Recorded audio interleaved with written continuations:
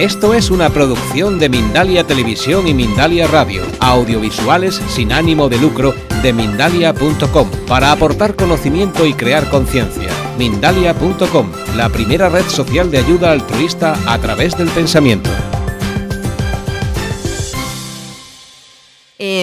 Yo hoy quiero proponeros algo, porque fijaros que yo vengo aquí con este libro que se llama Neurocoaching, música para el subconsciente, y que este es, bueno, pues el último libro que he escrito, ¿vale? Pero es mucho más que un libro. Para mí es mucho más que un libro. Para mí el neurocoaching, bueno, lo he escrito con dos compañeros de viaje maravillosos, dos neurocientíficos, que son Guillermo Fofani y Fernando de Castro. Y es un libro que en el camino me ha enseñado muchísimas cosas, ¿no? Me ha enseñado que el coaching es la herramienta con mayúsculas. Yo coincido con Enrique en esto y en otras muchas cosas, él lo sabe. Y el neurocoaching, en mi opinión, es un pasito más allá. Es algo muy sencillito, ¿vale? Porque la definición sería, bueno, pues implica aplicar la neurociencia al coaching. Y esto no suena como muy fácil, ¿verdad? Es simplemente aprender a conocer el funcionamiento de nuestras neuronas, saber dónde están nuestras neuronas, comprenderlas. Y mi propósito, cuando me inicio en el camino de escribirlo, es vivir mejor. O sea, mi filosofía de vida es muy sencilla, ¿eh? Mi filosofía de vida es, bueno, qué tenemos que hacer, qué tenemos que comprender, qué tenemos que entender de nosotros mismos para vivir una vida mejor y más plena. Entonces, lo que he aprendido es que, efectivamente, conociendo mejor nuestro cerebro, cómo funciona, Enrique ha hecho alguna alusión al cerebro, conociendo nuestro cerebro y nuestro sistema, bueno, pues neurológico, vamos a aprender a tomar decisiones más conscientes, decisiones diferentes y, sobre todo, a vivir una vida más auténtica. Entonces, yo creo que desde aquí el reto ya parece distinto, ¿verdad? ¿Quién no quiere vivir una vida más auténtica? Bueno, pues empezamos a caminar y yo lo que os propongo durante este ratito, 45 minutos tengo, ¿verdad?, es un diálogo con la vida. Fijaros que en este libro lo que aparece es que es neurocoaching entre la ciencia y la vida, ¿no? Y al final yo me lo planteo como un baile donde la ciencia alimenta la vida y donde la vida alimenta la ciencia. Y donde tanto la vida como la ciencia están ocurriendo y cambiando constantemente, ¿verdad?, a una velocidad de vértigo. En la ciencia lo que ayer era verdad, hoy ya no lo es, igual que en la vida. Entonces, en la vida seguimos siempre avanzando hacia adelante. Si yo os pudiera dejar dos mensajes que para mí, o dos aprendizajes que he interiorizado en este camino del neurocoaching, bueno, han sido dos, me voy a subir por aquí porque así os veo a todos mejor. El primero, y para mí importante, es que pensar diferente es la única base real para nuestra transformación. Si os pudierais llevar un solo mensaje de estos 45 minutos, os pediría que fuera este. Pensar diferente es la única base real para nuestra transformación como personas y como seres humanos. Y el segundo es que nuestro cerebro no tiene límites. ¿Sabéis el poder que nos da esto? Nuestros límites están en las circunstancias, eso es verdad. Pero nuestro cerebro no tiene límites. Podemos conseguir todo aquello que queramos conseguir en la vida. Fijaros que yo sé que esto ya lo sabéis, que todos nosotros somos una unidad, somos un sistema. A veces intentamos buscarle parcelas o dominios simplemente para entendernos un poquito mejor, ¿no? ¿A qué me refiero con esto? Pues que somos una unidad, pero es verdad que en esta unidad aparecen dominios, pues aparece un dominio más mental, aparece un dominio más emocional, aparece otro más corporal, ¿verdad? Y luego aparece otro que cuando estamos en coherencia, pues nos hace brillar un poquito más y tiene que ver con el alma, tiene que ver con la espiritualidad. Como os decía, estos 4 dominios están en permanente coherencia dinámica. ¿Y esto qué quiere decir? Que cuando yo, como Silvia, como persona, hago un cambio en cualquiera de estos 4 dominios, rápidamente el resto se beneficia, ¿verdad? Y esto nos hace estar permanentemente en evolución.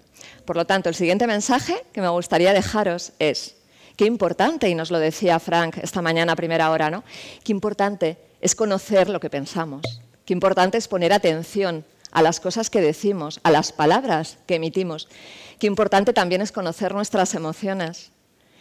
¿Por qué? Porque todas estas están influyendo en nuestras conductas, en nuestra vida y también en nuestra salud. Dicho de otra manera, si queréis más sencilla, es importante, no solo importante, es fundamental que pongamos atención a qué pensamos y a qué sentimos, porque eso, solamente eso, hacerlo de forma consciente será lo que nos haga ser y caminar en la dirección que queremos caminar. ¿Vale? Bueno, pues yo quiero hacer la primera de las paradas. Decía que neurocoaching tiene que ver con aprender o conocer el funcionamiento de las neuronas y vamos a hacer la primera parada en un lugar que se llama cerebro. Probablemente para hablar de neurociencia y del cerebro no hace falta ponerse muy serio, ¿verdad? Evache nos lo recuerda con un poquito de humor y nos dice dos cosas, que el cerebro es el sistema natural más complejo del universo, que pesa más o menos 1,5 kilos, en vosotros algo más, no quiero entrar en discusión de por qué, un poquito más, y que además tiene más de 100.000 millones de neuronas, todas ellas con sus conexiones y sus redes neuronales, ¿no? Donde está el conocimiento. Para mí lo interesante o lo más interesante de todo esto es cuando nos hablan de la plasticidad cerebral. Muchas veces decimos, sí, pero ¿esto exactamente qué es? Es algo muy sencillito. Es simplemente que nosotros, desde que nacemos hasta que morimos, nuestras neuronas están, unas mueren, otras nacen, nuestras conexiones entre esas neuronas están permanentemente vivas. Entonces, eso nos hace... Bueno, y me diréis, ¿y esto qué hace que unas mueran? ¿Qué hace que otras estén vivas? Pues mueren a causa de estrés, mueren a causa de, bueno, pues de muchas cosas. Pero lo cierto es que nacen, y nacen hasta el día que morimos. Y esto es tremendamente interesante, y sobre todo nacen en determinadas áreas del cerebro, que tienen que ver con la memoria y con el aprendizaje. Este área que alguna vez habréis escuchado, que se llama hipocampo, ¿verdad? Bueno, pues aquí las tenemos permanentemente vivas. ¿Y esto qué quiere decir? Que siempre tenemos la capacidad de aprender. Siempre tenemos la oportunidad, durante toda nuestra vida, de ser lo que queramos ser. Una vez más, si pudiera dejaros un mensaje, hoy me gustaría que fuera este, que no os lo quedarais aquí solamente, sino que os invito a integrarlo. Puedo ser lo que quiera ser, solo tengo que decidirlo y ponerme en marcha. Porque ¿sabéis lo que hace que estas conexiones neuronales cambien y formen conexiones nuevas y distintas? Experiencias distintas y experiencias vividas con emoción. Entonces, parece realmente interesante. Yo diría más, ¿para qué nos sirve comprender el cerebro?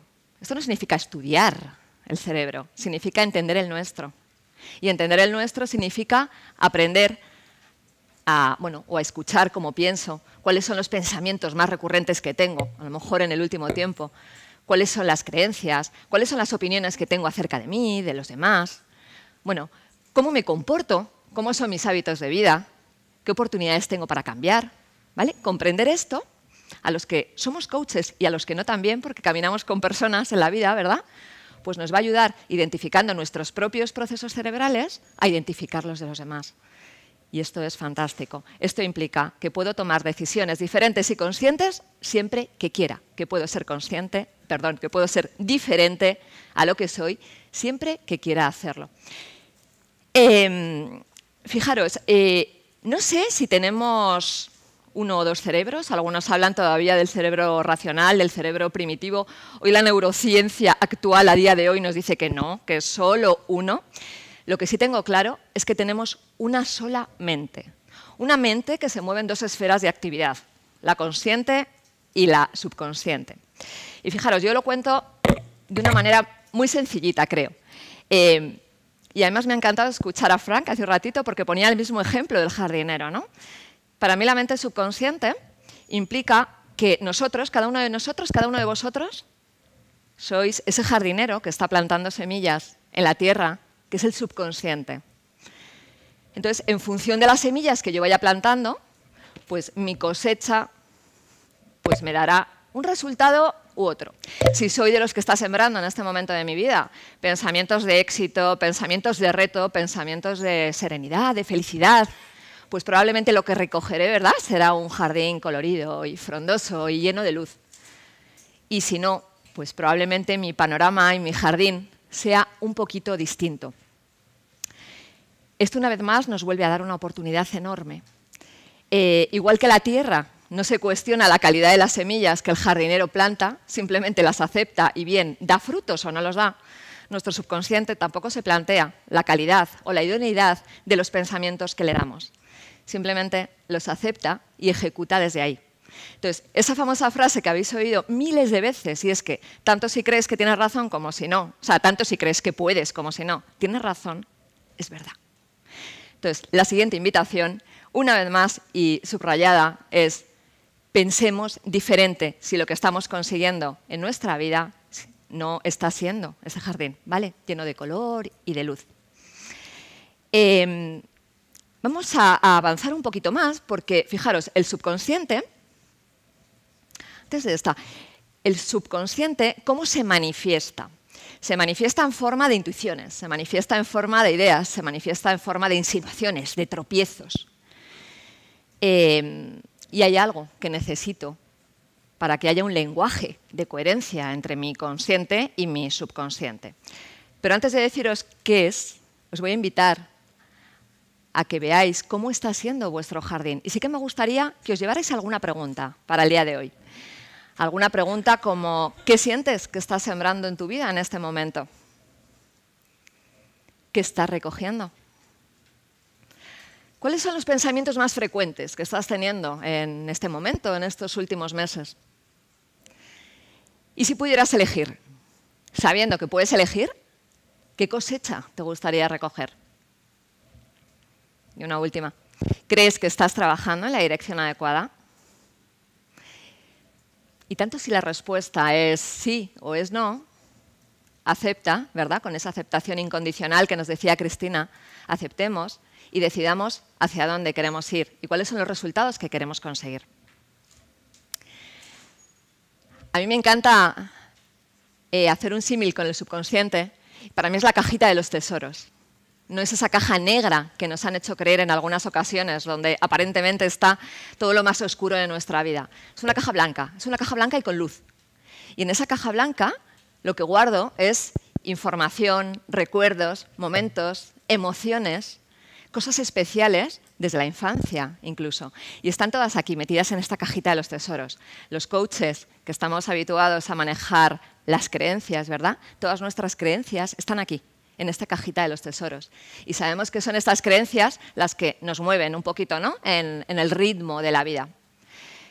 Lo más importante es saber que esta cajita se puede destapar y se puede usar. Y que a mi subconsciente, como os decía, puedo aprender a escucharlo. Solo necesito una cosa. ¿Sabéis qué es? La atención.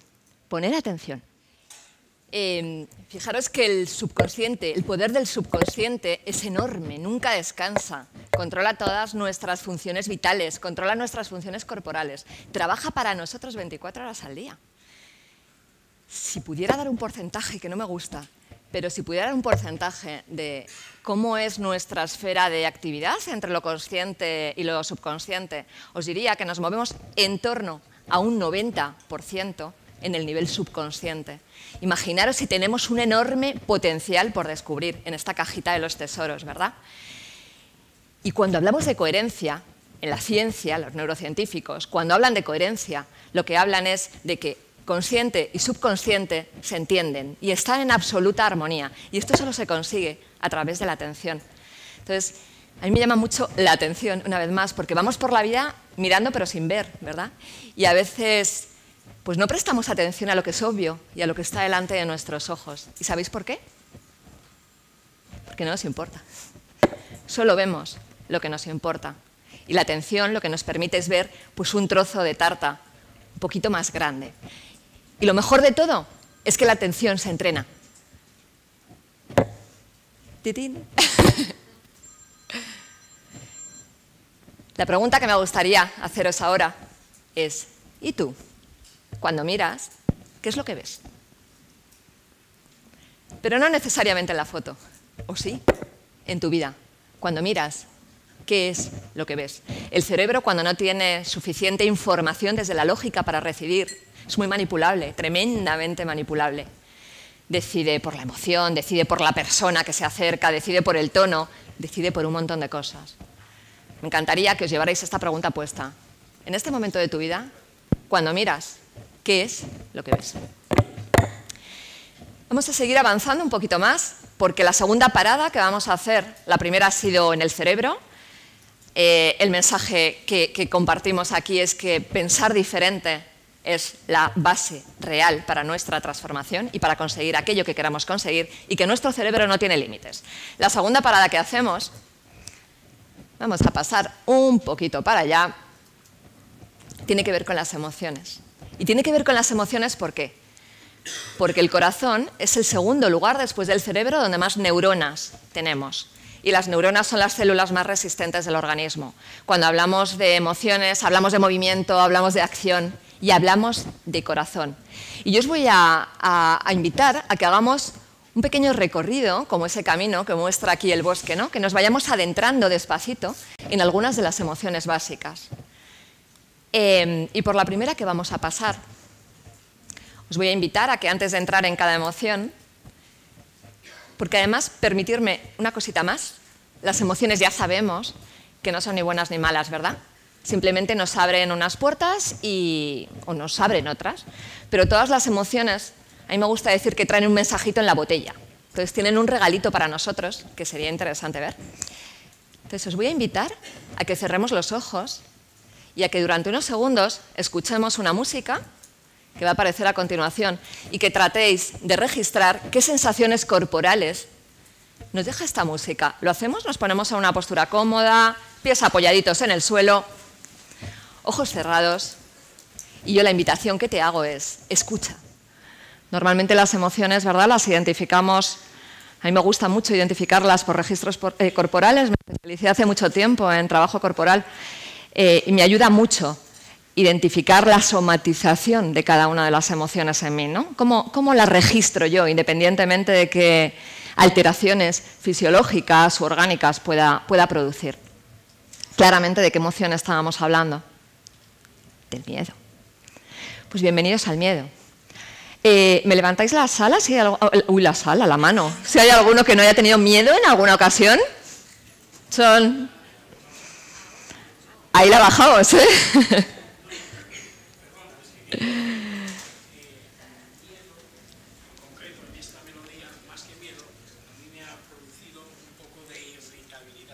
Qué bueno. Imaginaba a los indios antes de una batalla danzando para utilizar la ira, que es lo único adaptativo que hay para la supervivencia. Bueno, a ti te ha llevado ahí, ¿no? A la irritabilidad, fantástico. Fijaros, yo os decía, gracias. Yo decía, ¿hay alguien que no haya tenido miedo alguna vez? Que levante la mano. Normalmente en los talleres suelo hacer una lista de valientes, y entonces se van apuntando ahí, ¿no? Los que no tengan miedo. Fijaros que no estoy hablando de un miedo fóbico, estoy hablando de miedos comunes, de miedos que nos acompañan en la vida, que yo, bueno, pues asocio a la prudencia, al equilibrio, que nos ayudan a caminar, efectivamente. ¿Recordáis el cuento de Juan sin miedo? Los que seáis más o menos de mi generación. Bueno, para los que no lo conozcáis, a mí me dio una de las claves, ¿no? Juan sin miedo, que era este muchacho que caminaba por bosques, por un montón de sitios peligrosísimos, ¿no? Y que jamás sentía miedo, ¿no? Y la única vez que siente miedo en su vida, me vais a permitir que haga un poco la adaptación del cuento, la primera vez que siente miedo en su vida, ¿cuándo es? ¿Cuándo es? Cuando se enamora de la princesa. Porque teme perderla. Por eso, la mayoría de las veces, o algunos de nosotros, hablamos del amor y del miedo como las dos caras de la moneda, ¿no? La posición corporal incluso es radicalmente distinta, ¿no? Mientras que el miedo nos muestra una postura de encogernos, de encerrarnos, de hacia adentro, el amor lo que nos muestra es una disposición de apertura, de estar, bueno, pues abierto a todo lo que nos rodea, ¿no? Lo que sí es cierto es que cuando hablamos del miedo, hablamos que tiene una función. ¿Y para qué nos sirve? ¿Para qué diríais que nos sirve? Para protegernos, para buscar nuestra propia seguridad. Podríamos decir muy breve y muy sencillito que siento miedo cuando siento que hay una amenaza hacia mí o hacia alguna de las personas que quiero. Entonces, siento miedo y lo que busco son los recursos necesarios para protegerme o para protegerles. Yo digo que miedo no está asociado a ser o no valiente, no tiene nada que ver con esto.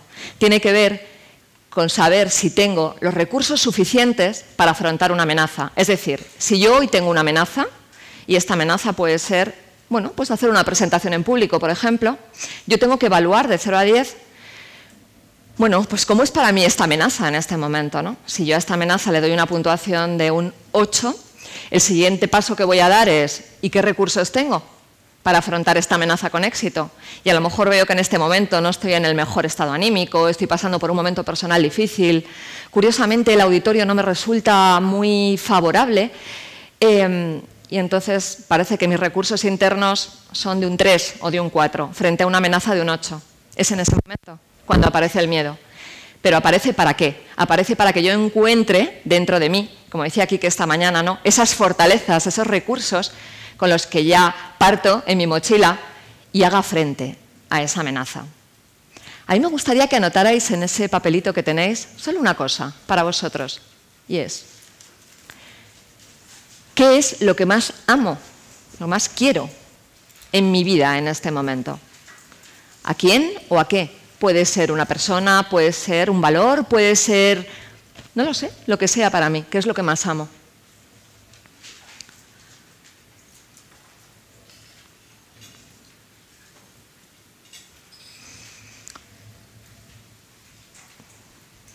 Y lo vamos a dejar ahí, a un ladito, por si en un momento dado nos sirve. Fijaros que cuando sentimos una emoción, cuando en este caso sentimos miedo, lo que tenemos claramente es una alteración fisiológica y orgánica. La alteración orgánica es que con el miedo, con un miedo sostenido, con un miedo intenso, lo que se altera es nuestro sistema nervioso y afecta principalmente a los riñones y a nuestras glándulas suprarrenales. A nivel corporal, a nivel más fisiológico, lo que nos pasa, bueno, pues es que tenemos una serie de sensaciones. Pueden ser temblores, pueden ser pues, los ojos de una determinada manera, puede ser una alteración en el ritmo cardíaco, una respiración acelerada. Y sea como sea este miedo, es decir, sea un miedo real, sea un miedo aprendido, sea un miedo social, sea un miedo laboral, sea un miedo del tipo que sea real o no sea tan real, lo importante es que yo lo siento así y por lo tanto a nivel fisiológico las reacciones y las manifestaciones van a ser las mismas. A mí me gustaría deciros 4 cositas, si me permitís, cuando tengamos miedo. El primer mensajito que yo os dejaría es: acéptalo, no te juzgues ni lo juzgues. Simplemente acéptalo, porque está ahí para darte un mensaje. Y es importante que lo escuches. El segundo es: hazlo concreto. A veces tenemos unos miedos que están tan hacia arriba que no sabemos muy bien cómo empezar a avanzar hacia ellos, ¿no? Y llega un momento en que parece que sentimos una mano que viene por encima de nosotros, ¿no? Entonces, es muy importante que lo hagas concreto. Y a veces no sé muy bien cómo hacerlo concreto. Cuando no lo sepas, mira esto que acabas de escribir, de qué es aquello que más amas o qué es aquello que más te importa en la vida, y quizá por ahí tengas una pista para seguir avanzando. Y el siguiente es que lo abraces. A mí me gustaría compartir con vosotros un vídeo que habla de miedo.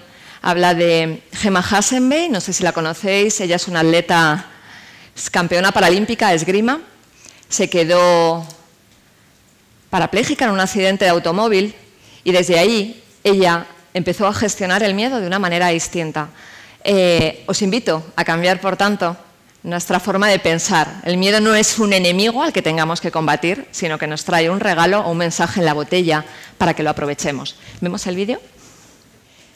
Os invito de nuevo a caminar hacia la siguiente emoción, por ese bosque que hemos empezado. Cerramos los ojos unos segunditos más y nos dejamos atrapar por la siguiente música. ¿Dónde nos lleva?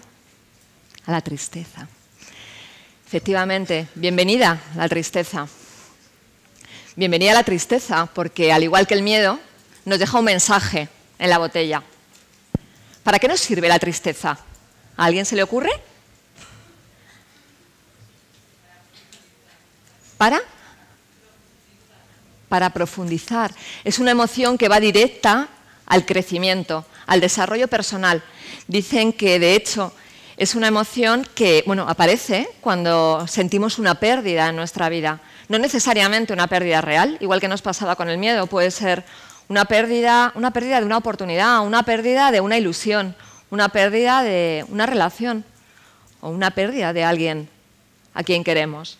Cuando se produce una pérdida, lo que me invita mi propio cuerpo, que además me recoge en una postura mucho más desgarbada, parece que los hombros pesan, la postura corporal es, no tengo fuerza para sostenerme, mi mirada va hacia abajo, mis hombros van hacia abajo también, ¿no? Es un momento de recogimiento. Es un momento de recogimiento que a veces lo que me provoca también es llanto, que es como una válvula de escape que lo que me permite, si lo dejo salir, es acelerar ese proceso, ¿no?, de crecimiento. La tristeza lo que me invita es a recogerme, ¿verdad? Es a recogerme, a reflexionar, a hacerme preguntas. Por eso es una emoción maravillosa.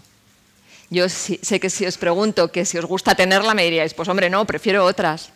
Pero os diría, cuando viváis un momento de tristeza, yo os invito a vivirlo de verdad, a vivir ese momento de recogimiento, a vivir ese momento de abrazo, de reflexión. La tristeza además es una emoción que cuando la compartes con otros, pues refuerza muchos lazos de unión, ¿no? Y sobre todo lo que nos permite es, una vez que nos hemos permitido aceptar esa pérdida y vivir nuestro duelo, salir adelante a través de la reflexión de una forma mucho más firme, ¿no? Avanzando hacia adelante, ¿no? Como el río. Es una emoción que nos trae muchos regalos. Por lo tanto, una vez más, si me permitís, cuando sintáis un momento de tristeza, lo primero que tenemos que hacer es aceptarlo. El segundo que os invitaría es a expresarla. Si sonríes, aun sintiéndote triste, es probable que te sientas un poquito peor. Expresarla es sano. Eso no quiere decir que no puedas sonreírle a tu tristeza, claro que sí. También puedes elegir, si estás en un momento triste, pero tienes que seguir caminando y tienes que seguir haciendo cosas, no dejes de hacerlas, porque es verdad que la tristeza te va a llevar a un retiro y a una inactividad. Búscate algo para no dejar de hacer cosas. Y luego permítete esos momentos de reflexión y de recogimiento. Y sobre todo, como ya sabemos que podemos elegir qué tipo de pensamiento podemos tener, si necesitas un pensamiento alegre, positivo y retador, créatelo y ve hacia adelante. Y bueno, yo siempre digo que sonrías a tu tristeza. Ponemos el siguiente vídeo.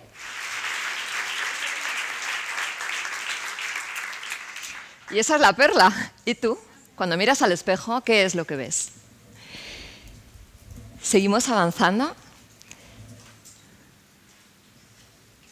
Cerramos los ojos. Uno escucha que aparece dentro. Son solo unos segundos, es verdad. Puede parecer una canción bailable para algunos, pero es cierto que cuando trabajamos con esta música lo que va haciendo es llevar la sangre a nuestros puños, va generando tensión en la zona del cuello, nuestra mandíbula se aprieta, nuestros ojos miran firmes en una dirección y entonces la emoción que aparece es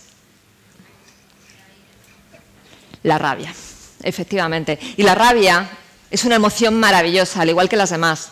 ¿Por qué? Porque aparece cuando nos sentimos víctimas de abusos, injusticias, cuando no conseguimos las cosas que queremos o que no las conseguimos a la velocidad que queremos, cuando no parece que aceptemos las facticidades externas y parece que la vida juega en contra de nuestras expectativas, ¿no? Y las cosas no nos salen bien, no nos salen como nosotros queríamos, ¿no?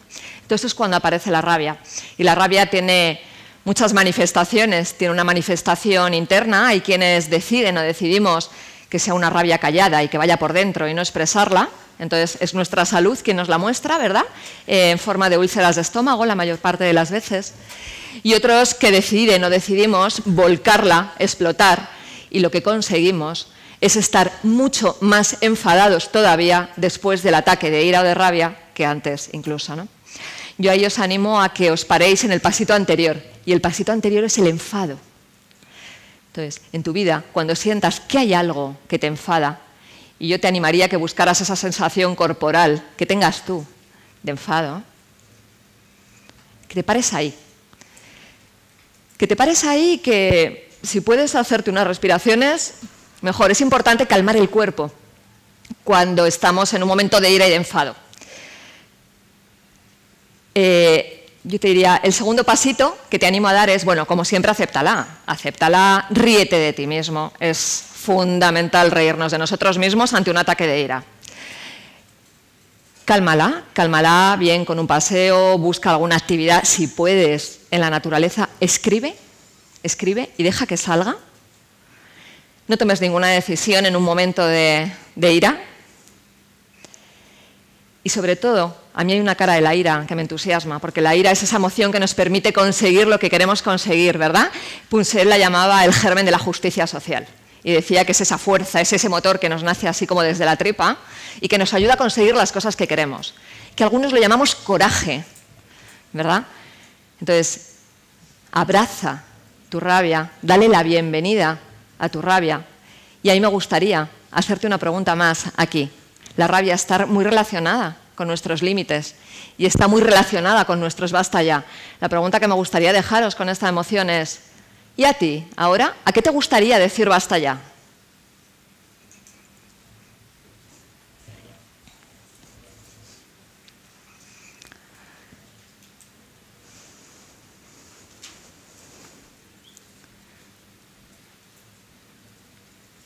Y después de esta emoción, este pequeño volcán de la rabia, os invito a cerrar los ojos. Estamos hablando de amor, que cuando lo llevamos al mundo de la empresa, ¿verdad? Parece que es una palabra prohibida.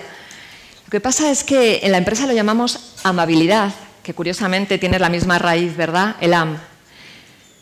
Pero de alguna manera lo que estamos hablando es de amor, estamos hablando de escucha, estamos hablando de comprensión, estamos hablando de cariño, estamos hablando de comunicarnos de una forma distinta para llegar al otro desde lo que somos. Estamos hablando de valores. De eso hablamos cuando hablamos de amor. Y el amor es algo que es difícil de aprender porque lo llevamos dentro. Lo único que tenemos que hacer es sacarlo. No hay nadie que nos complete fuera. Yo no soy de las que creo que hay una media naranja fuera. Tenemos la naranja entera.